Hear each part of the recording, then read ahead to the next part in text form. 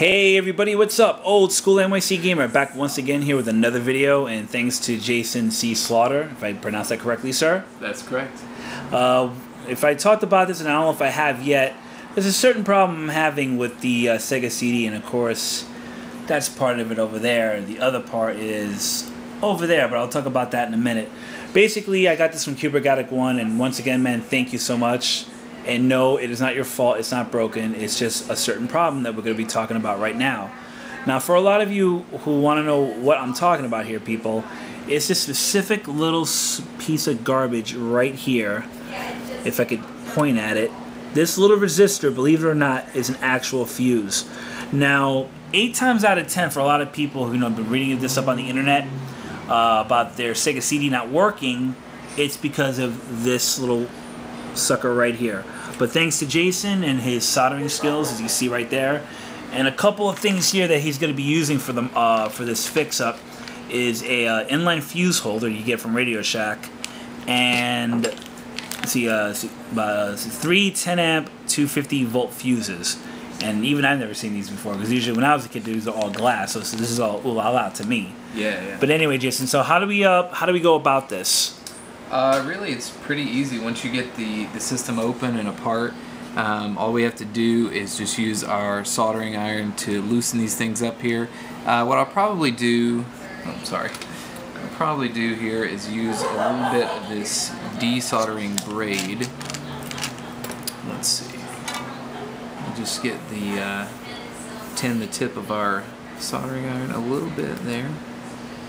And what I'll probably do first, see if I can get this turned around here. Probably do first is take a little bit of the solder off that's on there right now, and so we'll just go like that.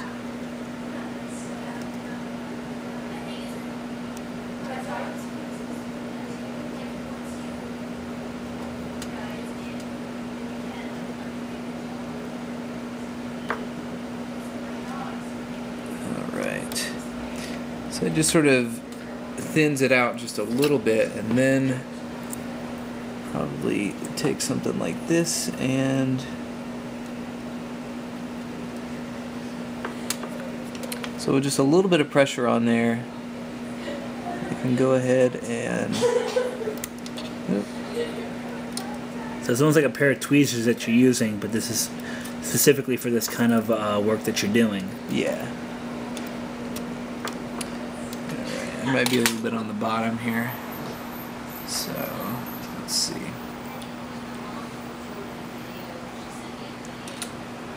Yeah, we're probably stuck on the bottom a little bit, so I'll just sort of pull it from the other side. You can see it's this one right here. Mm-hmm. My iron looks terrible, so... Well, I heard something. Let's get the one piece out. Yeah, it's coming out. It's just being a pain in the ass. It's you just know.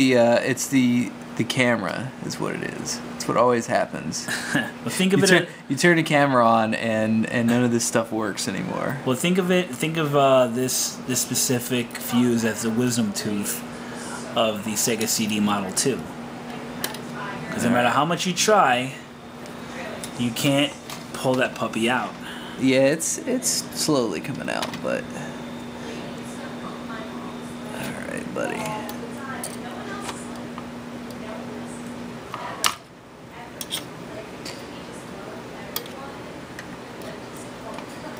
My tweezers are not really holding it all that well either. Alright. Let me grab some pliers here. Uh-oh. Gotta get the big guns. Yeah, we're breaking out the big stuff here. Well, what do you think Dennis used to use back in the day? Pliers. Exactly. Alright. Not all this fancy, fangly-dangly little stuff. You want to get that tooth pulled, you used a pair of pliers. There we go. Ah, right, so there's one side out there. So now, of course, and this is I'm just going to try to get the other side out without thinning it, so we'll see how all that works out. Oh, there you go.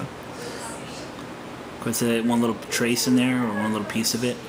Yeah, so I'm going to say the fuse actually broke in half. But And there we go. So there you go, people. There's what's left of it.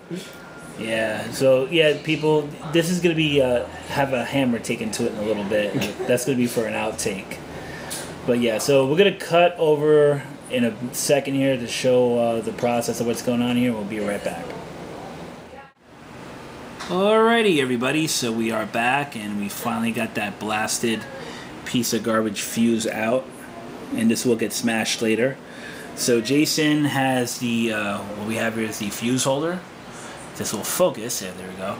So yeah, so this is a way better alternative compared to just, you know, trying to desolder this every time. It's just a pain in the butt. Just get a fuse holder. Once the fuse blows, you can just twist it, take it out, put it back in, and you're ready to go. So right now he's about to strip the wiring on both sides. So you can see right here. Don't try this at home, kiddies, if you don't know what you're doing.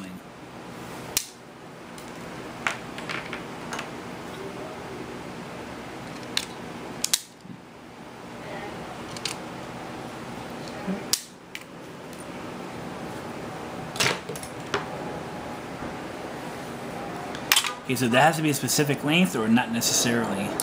Not necessarily. I mean, just as long as you don't want it to be too long, because once it comes through there, you don't want it to touch anything else over here, of course. So, yeah, just not too long. So it'll be fun to get through there. It's kind of a thick wire. So, all right. Let's see if we can do this. Actually, I don't think that's gonna fit. Yeah, that's too thick for that hole. That's what she said. But okay, everybody. So we had a little problem, but it's been rectified thanks to Jason's soldering knowledge here, because I don't know what the hell I'm doing. So what exactly will be done here now, sir? What we're going to do first is put a little bit of solder onto the wire itself there. Okay, and why are we doing that? Well, it's easier if you're going to solder something if it's got a little bit of solder on it already. It'll just help make the connection a little bit. And so if we take this over here, and where you know, where we had this just bitch of a solder that for some reason this contact just doesn't. There we go. Yeah, because we were Jason was trying for a good over 5-10 minutes just to free the hole up. Yeah. Tried to break through the hole to see if we could fit the wires through, but with no such luck. But what he's doing here, he's basically just bridging it, so it'll just make it a little easier for the wires to be soldered on, and hopefully the connection will work, and hopefully this will work all together.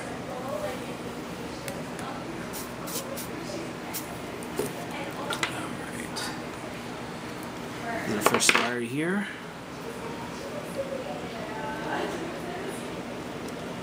Oh, I got some serious blobs going on here.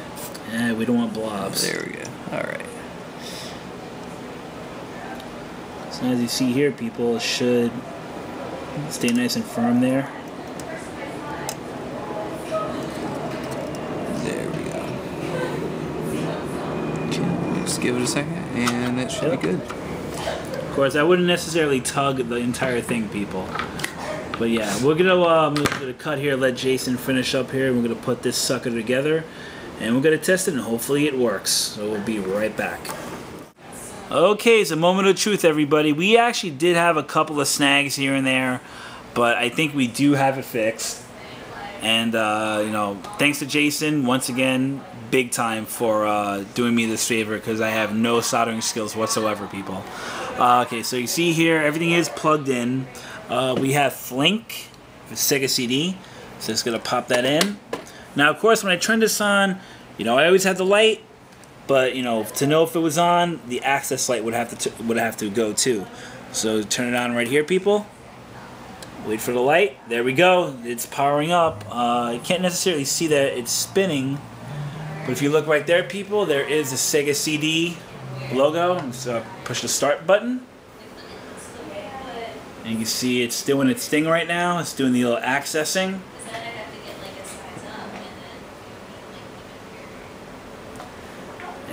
to give it a second here while it's doing its accessing.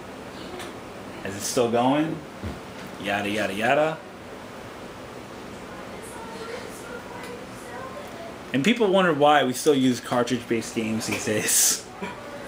But yeah, people, there you go. There's Flink. There is Nord's Glory. And once again, Jason, thank you so much, sir. Hey, you bet. See, you know, from me, just looks like, see, I can't see your face. It's just, oh. But yeah, people, you gotta check his channel out. Like I said, people, I will leave that link down there with his description. And me and Jason are gonna have a little fun here with the Sega CD, test out a little more. Actually, if I'm not mistaken, there was an extra CD somewhere. I think I may have misplaced it. That came with this as a test CD. But I assured myself when Kubernetic gave it to me, he had another a Sega CD copy, and it does work fine. So this will work on burned games, store-bought games, so it should work fine. And that's about it, people. Like I said, check me out on Facebook. Check the Facebook fan page and like that. Check me out on Twitter as well. And that's about it, people. Have a good one and take care. Cheers.